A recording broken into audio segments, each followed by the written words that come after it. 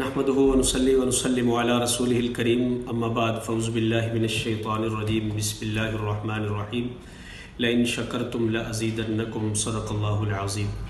اللہ رب العالمین کا کروڑا احسان ہے، فضل ہے، کرم ہے کہ اللہ رب العالمین نے ہمیں ماہ رمضان المبارک کا پاکیزہ، مقدس، مطہر اور اللہ رب العالمین کی رحمتوں کو لوٹنے والا مہینہ ہمیں عطا فرمایا، جس کے اندر سرکار دو عالم صلی اللہ علیہ وسلم نے فرمایا کہ جس کا پہلا عشرہ اولہ رحمت، دوسرا عشرہ اوسطہ مغفرت اور آخری عشرہ وآخرہ عتق من النار، کہ پہلا عشرہ اللہ کی طرف سے رحمت ہی رحمت ہے، دوسرا عشرہ رحمت کے ساتھ ساتھ مغفرت بھی ہے، اور تیسرا عشرہ وآخرہ عتق من النار کہ جہنم سے آزادی کا ہے۔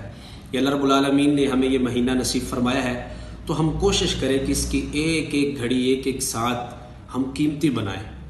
ان قیمتی بنانے کے اندر ہم روزہ رکھتے ہیں، دن کی عبادت روزے کے ساتھ، رات کی عبادت قیام اللیل تراویح کے ساتھ، تہجد کے ساتھ یہ کرتے ہیں۔ تو ان میں سے اللہ کے نبی صلی اللہ علیہ وسلم نے 4 اعمال صحابہ کرام کو رمضان المبارک کے متعلق گن کر بتایا۔ اگر وہ ہم دن کے اندر یہ اعمال کریں تو ہمارا دن بہت ہی اچھا گزرے گا اور بڑا ہی خوبصورت انداز میں گزر سکتا ہے۔ وہ 4 اعمال کون کون سے ہیں؟ نمبر 1، لا الہ الا اللہ محمد الرسول اللہ، کلمے کی کثرت کرنا، کثرت سے کلمہ پڑھنا۔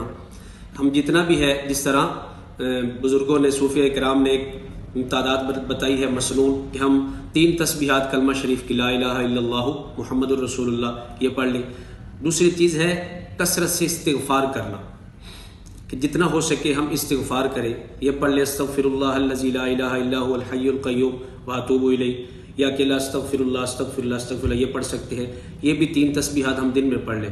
اللہ کے نبی صلی اللہ علیہ وسلم نے فرمایا یہ 4 چیزوں میں سے 2 چیزیں ایسی ہیں جو اللہ رب العالمین کو بڑی پسند ہے، اور 2 چیزیں ایسی ہیں کہ وہ تمہارے لیے بہت فائدہ مند ہے۔